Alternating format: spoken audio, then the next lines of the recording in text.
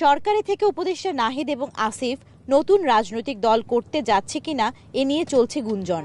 তবে উপদেষ্টা নাহিদ ইসলাম স্পষ্ট জানান, পদত্যাগ এবং নতুন রাজনৈতিক দল গঠন নিয়ে এখনো সিদ্ধান্ত নেওয়া হয়নি। এই আলাপটা আসছিল যখন আসলে কিছু রাজনৈতিক দল থেকে বলা হচ্ছিল যে সরকারের থেকে রাজনৈতিক দলে অংশগ্রহণ, তখন আমি বলেছিলাম যে কথার প্রেক্ষিতে যে নতুন রাজনৈতিক দল হোক বা অন্য কোনো রাজনৈতিক দল হোক, আমরা সরকারে থাকা অবস্থায় সেটার সাথে সংশ্লিষ্ট হব না।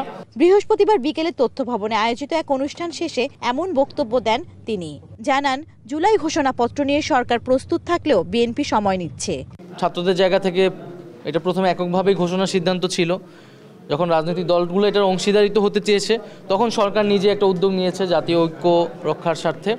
তো আমি মনে করি সেই ঐক্যের প্রতি শ্রদ্ধাশীল থেকে, গণঅভ্যুত্থানের প্রতি শ্রদ্ধাশীল থেকে আমাদের এই জুলাই প্রক্লেমেশনের কাজ দ্রুত এগোনো উচিত। এদিকে রাজনীতি থেকে আওয়ামী লীগকে নিষিদ্ধ করা হবে কিনা এমন প্রশ্নের জবাবে বলেন, এটি আইনগত ও রাজনৈতিক সিদ্ধান্তের বিষয়। প্রতিহিংসার বশবর্তী হয়ে কোনো পদক্ষেপ নিতে চায় না সরকার।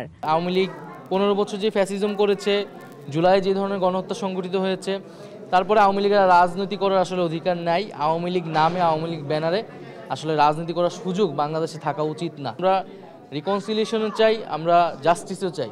সে সময় গণমাধ্যমের স্বাধীনতার নামে যেন ফ্যাসিবাদ প্রশ্রয় না পায় সেদিকে নজর রাখার আহ্বানও জানান তিনি। বলেন, হুকুমের আসামি হাসিনার বিচার নিশ্চিত করা হবে। কওমি উদ্যোক্তাদের আয়োজিত অনুষ্ঠানে নারী সাংবাদিকদের প্রবেশ করতে না দেওয়ার বিষয়টি নিন্দনীয় জানিয়ে উপদেষ্টা বলেন, নারী সাংবাদিকদের নিরাপত্তা বাড়ানো উচিত এবং ভুল বোঝাবুঝি হয়ে থাকলে সমাধান করতে হবে। জান্নাতুল মোহনা, দেশ টিভি, ঢাকা।